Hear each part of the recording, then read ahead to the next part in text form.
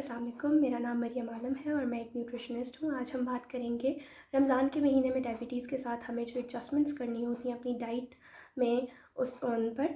और साथ ही साथ सबसे पहले मैं एक चीज़ तो ये कहना चाहूँगी कि अगर आपको डायबिटीज़ है, स्पेशली अगर आपको टाइप 1 डायबिटीज़ है, तो प्लीज़ ज़रूरी नहीं है कि आप खुद पे जबर करके जो है वो रोज़ा रखें।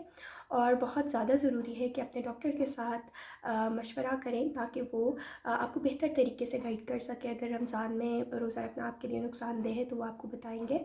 साथ ही साथ जो डोजेज एडजस्टमेंट्स होती हैं वो बहुत ज़्यादा ज़रूरी हैं डायबिटीज़ में।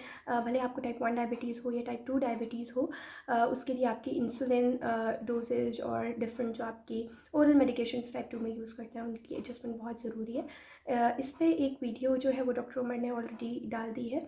अगर आपने अभी तक नहीं देखी तो प्लीज़ आप उसको देख सकते हैं। हम आज मैं पर्टिकुलरली जो बात करूँगी वो रमज़ान और न्यूट्रिशन पे ही करूँगी। तो चलते हैं पहली मिसकंसेप्शन की तरफ जो कि हम लोगों को होती है।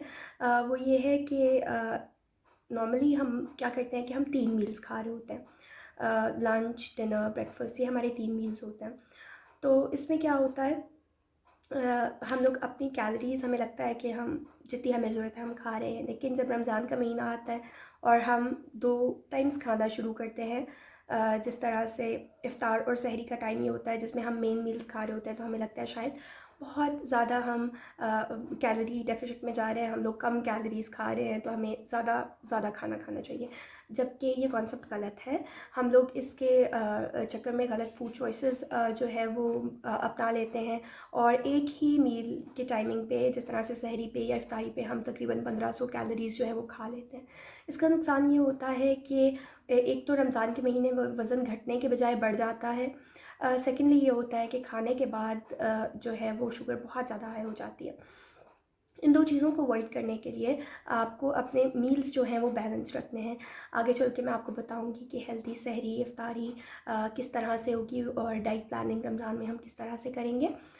दूसरी मिसकंसेप्शन जो है हम लोगों में वो ये है कि सबसे ज़्यादा पानी जो है, हमें लगता है कि पानी की कमी होगी रमज़ान में हम लोगों को, तो हम सहरी के वक्त, इफ्तारी के वक्त खुद को फ़्लश कर रहे होते हैं पानी के साथ। ये भी बिल्कुल गलत है। सहरी से लेके जो इफ्तारी तक का टाइम है उसमें क्योंकि हम पानी नहीं पी रहे हैं, तो इफ्तार से लेके सहर तक का जो टाइम है तो उसमें आप अपने आप को रिप्लेनिश करें। ठीक है, उसमें तकरीबन 8 ग्लास तक पानी जो है वो लाजमी पिएँ ताकि डिहाइड्रेशन ना हो। साथ ही साथ ये है कि अगर आप फ़्लश करना शुरू कर देंगे ख़ुद को, तो उसमें फिर आपको नौज़िया फ़ील होगा, मतली आना और इस तरह की चीज़ें जो हैं वो आप करेंगे, जो डेफ़िनेटली आपकी क्वालिटी को भी डिस्टर्ब करती हैं लाइफ़ की। साथ जो नेक्स्ट मिसकंसेप्शन हम लोगों में होती है वो ये है कि हम सहरी के वक्त बहुत ज़्यादा भर भर के खाना शुरू कर देते हैं। हम बहुत ज़्यादा खाना खाते हैं और हमें लगता है कि अगर हम सहरी जो है वो बहुत दबा के टिका के करेंगे तो उससे हमें पूरा दिन, पूरे रोज़े में भूख नहीं लगेगी, और अगर हम सहरी के बाद ही ज़्यादा पानी पिएंगे तो हमें फिर रोज़े में भूख नहीं लगेगी। ये भी एक डेफिनेटली एक मिसकंसेप्शन है। इसकी वजह ये है कि देखें, खाने को अगर 8 घंटे लेने हैं डाइजेस्ट होने में, तो वो 8 घंटे ही लेगा। आप चाहे बहुत ज़्यादा भर के खा रहे हैं या फिर आप थोड़ा सा खाना खा रहे हैं, खाने को हज़म होने में जितनी देर लगती है उतनी ही देर लगेगी। तो इट डज़न्ट मैटर कि स्टमक फुल है या हाफ़ फुल है, ये इस पे मैटर बिल्कुल भी नहीं करता है। और अगर आप स्टमक को बिल्कुल भर देंगे तो फ़ौरन ही आपको तेज़ाबियत और इस तरह की चीज़ें जो है वो महसूस होना शुरू हो जाएंगी, जो रोज़े में बिल्कुल भी अच्छी नहीं होती। फिर एक और चीज़ जो कि बहुत ज़रूरी है वो ये है कि आप स्किप करके रोज़े रखें। ठीक है, लगातार रोज़े रखने से पानी की कमी जो होती है उसका चांस बहुत ज़्यादा होता है। साथ में स्वीटन बेवरेजेस जो होती हैं वो हम बहुत ज़्यादा लेते हैं, और भले वो हम इंसुलिन के साथ ले रहे हैं, लेकिन पूरे दिन में जब आपने रोज़ा रखा हुआ है, आपकी बॉडी डिप्राइव हो रही है ऑफ ग्लूकोज, और आप जब अचानक से इतने ज़्यादा, इनको हम टेक्निकली हाइपर ऑस्मोलर सॉल्यूशंस कहते हैं जिनमें चीनी और नमकियात बहुत ज़्यादा होती है, तो जब हम ये लेना शुरू कर देते हैं, डेफिनेटली हमारा स्टमक जो है वो अपसेट हो जाता है, और जनरली फिर डिफरेंट सिम्टम्स जो है वो रमज़ान में या नियर ईद जब हमें बहुत ज़्यादा इस तरह के सिम्टम्स भी फील होते हैं ओवर स्वीट बेवरेजेस और डिज़र्ट्स की वजह से। साथ में अब हम लोग चलते हैं कि हमारी सहरी किस तरह की होनी चाहिए, और इसमें कुछ एग्जांपल्स मैं आपको दूंगी। लेकिन सबसे पहले तो ये कि नॉर्मल जो हम दिनों में अपनी डाइट होती है वही डाइट हम रमज़ान में भी रखेंगे, लेकिन सिर्फ इन मील्स और स्नैक्स में इसको डिवाइड कर देंगे। मैं आपको कुछ ऑप्शंस भी बताऊंगी, लेकिन कुछ जनरल गाइडलाइंस देना चाहूँगी कि डेली रमज़ान में 130 ग्राम से कम कार्बोहाइड्रेट्स ना खाएँ, प्रॉपर कार्बोहाइड्रेट काउंटिंग भी करें, और साथ में अपने आप को प्रॉपर्ली हाइड्रेट भी करें। सहरी के वक्त आप तकरीबन अपना जो तकरीबन 40% आपकी सहरी होती है उसमें आप ज़रूर कार्बोहाइड्रेट्स इंक्लूड करें। और कैफ़ीन वाली जिस तरह हम लोग चाय लेना शुरू करते हैं तो वो डिहाइड्रेट हमें और ज़्यादा करती है, वो डायरेटिक के तौर पे काम करती है, जिस्म में से पानी को निकालती है, तो हमें फिर दिन में प्यास लगना शुरू हो जाती है जब हम इस तरह के ड्रिंक्स लेते हैं। तो इनको अवॉइड करें। फिर उसके बाद दो ऑप्शंस हैं, हम सहरी कर लें, ठीक है। उसके बाद जब इफ़्तार पे हम लोग आते हैं तो फिर या तो आप इफ़्तार को एज़ अ स्नैक ले लें, बहुत कम सी चीज़ आप इफ़्तार में ले लें, और फिर उसके बाद डिनर का एक टाइम रख लें। तरावी से पहले आप अपना डिनर कर लें अच्छे से, और फिर उसके बाद थ्रू आउट आप फ्लूइड रिप्लेनिशमेंट करें अपना सहरी तक। और दूसरी ऑप्शन ये भी हो सकती है कि आप सहरी भी अच्छी सी कर लें, इफ़्तारी भी आप जो है वो नॉर्मल जो आपको करनी है उस तरह की इफ़्तारी भी कर लें, और फिर आप साथ ही साथ अपना एक छोटा सा स्नैक रख लें जिसको तरावी से पहले पढ़ लें, ताकि आपको नमाज़ पढ़ते हुए हाइपोग्लाइसीमिया वगैरह जो है वो ना हो। अपनी फूड चॉइसेस को बहुत अच्छा, बहुत हेल्दी रखना है। जिस तरह से हम लो ग्लाइसेमिक इंडेक्स कार्ब्स की बात करते हैं, ग्लाइसेमिक इंडेक्स एक्चुअली जो हम कार्बोहाइड्रेट्स खा रहे हैं वो कितनी जल्दी हमारी शुगर को जो है वो जाके बढ़ाएंगे, इसको कहते हैं। तो इसमें सबसे बेस्ट यही है कि आप चक्की का आटा इस्तेमाल करें, आप ओट्स खा सकते हैं, दलिया गंदम का, और जो हमारी डिफरेंट वेजिटेबल्स हैं और दालें, इन सब चीज़ों का ग्लाइसेमिक इंडेक्स बहुत कम होता है। और हम लोग बिल्कुल सैलड्स को और सब्जियों को रमज़ान में भूल जाते हैं, तो इसको बिल्कुल भूलना नहीं है। और साथ में प्रोटीन में आप चने, दालें या इवन चिकन वगैरह इस तरह की चीज़ों को ऐड कर सकते हैं। अब हम चलते हैं कि किस तरह की सहरी और इफ्तारी की ऑप्शंस हमारे पास मौजूद हैं।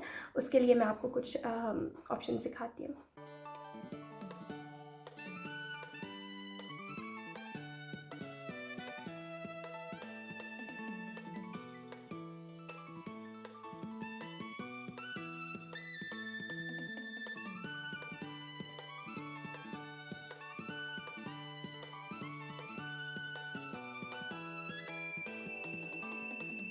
अच्छा, जैसे कि अभी हम लोगों ने देखा कि क्या हेल्थी ऑप्शंस इफ़्तार और सहरी की हो सकती हैं।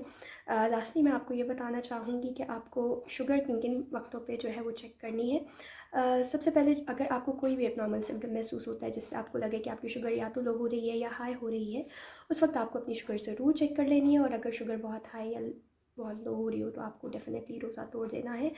ये रेंजेस भी डॉक्टर से आप जब डिस्कस करेंगे तो वो ज़रूर आपको बता देंगे। यूजुअली 80 से कम शुगर जो होती है उसको हाइपोग्लाइसीमिया कहते हैं, तो उसमें रोज़ा जो है वो लाजमी तौर पे तोड़ना पड़ता है। फिर हम अभी बात करेंगे कि किस तरह किन टाइम्स पे बल्कि हमें शुगर आइडियली चेक करनी चाहिए। उसके लिए सहरी से पहले एक बार आप अपनी शुगर को चेक करें। उसके बाद सहरी के 2 घंटे बाद अगर आप सो जाते हैं तो आप सुबह मॉर्निंग में जब उठें तो उस वक्त अपनी ब्लड शुगर को जो है वो टेस्ट कर लें। उसके बाद ज़ोहर और असर के बीच में एक दफ़ा अपनी शुगर को चेक कर लें, ताकि शुगर कहीं हाई या लो हो तो आपको उस वक्त अंदाज़ा हो जाए। इफ़्तार से पहले अपनी शुगर को चेक करें, और फिर तरावी से पहले भी अपनी शुगर को चेक कर लें, ताकि आप अवॉइड करें कि तरावी, क्योंकि हम यूजुअली जो एक्सरसाइज होती है वो रमज़ान में काफ़ी एक्सर्शन होती है तरावी के दौरान ही, तो हम जनरली उसी को एज एक्सरसाइज कंसिडर कर लेते हैं। तो उसमें ताकि कहीं आपको हाइपो ना हो रहा हो, अगर आपको स्नैक की ज़रूरत है तो आप एक स्नैक उस वक्त ले लें। फिर एक चीज़ जो इम्पॉर्टेंट है वो ये भी है कि आपको अपने कीटोन ज़रूर चेक करने हैं। आपको रोज़े छोड़ छोड़ के डेफिनेटली रखने हैं। जब आप रोज़े रखना बंद कर दें तो उस वक्त अपने कीटोन्स को लाजमी चेक करें, क्योंकि ये होता है कि तकरीबन 8 घंटे तक जो है, 12 घंटे का बल्कि जब रोज़ा हो हमारा गुजर जाता है तो उसके बाद डेफिनेटली हमें हमारी बॉडी जो है वो ग्लूकोज को कंज़र्व करती है, जो हमारे जिगर में भी स्टोर होता है उसको कंज़र्व करना शुरू कर देती है, ताकि बाद में हमारे दिमाग को, अगर इन केस ऑफ स्टार्वेशन की स्टेट में हमारी बॉडी है, हम कुछ खा नहीं रहे, तो हमारा दिमाग जो है वो बॉडी जो है उसको कंज़र्व करने की कोशिश करती है। तो उसमें 12 घंटे के बाद जो है हमारी कीटोन बॉडीज़ नेचुरली भी बनना शुरू हो जाती हैं। इसीलिए पहले मैंने बताया था कि हाइड्रेशन बहुत ज़रूरी है ताकि आप कीटोएसिडोसिस से बच सकें। कीटोएसिडोसिस और कीटोन्स के बनने में एक बहुत ही फाइन लाइन है। अगर आप प्रॉपर्ली खुद को हाइड्रेट नहीं करेंगे तो देयर आर फेयर चांसेस कि आपको खुदा न खास्ता डिके जो है वो हो सकता है। और ये एक बड़ी वजह है कि रोज़े रखने से जो है वो हम मना भी करते हैं, क्योंकि लोगों को यूजुअली पता जो है वो नहीं होता, और वो हाई शुगर में भी अपना रोज़ा नहीं तोड़ते और प्रॉपर्ली हाइड्रेशन भी नहीं कर रहे होते। इसके साथ आप कीटोन्स अपने मीटर पे भी चेक कर सकते हैं, यूरिन में भी कीटोन्स को जो है वो चेक कर सकते हैं। और डिहाइड्रेशन के कुछ सिम्टम्स मैं आपको बताना ज़रूर चाहूँगी। उसमें ये होता है कि डिहाइड्रेशन जब हमें हो रही होती है, जब हमारे जिस्म में पानी की कमी हो रही है, हमें बहुत ज़्यादा प्यास लगेगी। प्यास बहुत ज़्यादा लगना, लेकिन उतने दफ़ा जितना आप पानी पी रहे हैं उतनी बार आप वॉशरूम नहीं जा रहे हैं, ये डिहाइड्रेशन के साइंस होते हैं। डेफिनेटली लिप्स वगैरह, स्किन जो है वो ज़्यादा डिहाइड्रेट होता है, आप तो ड्राई होना स्टार्ट हो जाती है।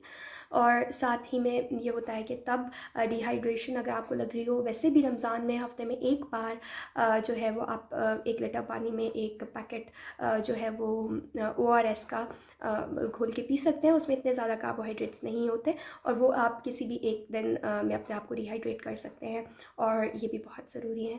Thank you so much for watching this video. और आप इसके वीडियो के नीचे कमेंट करके अपने कोई भी क्वेश्चंस जो हैं वो पूछ सकते हैं। और if you have diabetes and you want more information, तो आप प्लीज़ हमारे ग्रुप को ज्वाइन कर सकते हैं, which is type 1 diabetes group. Thank you so much.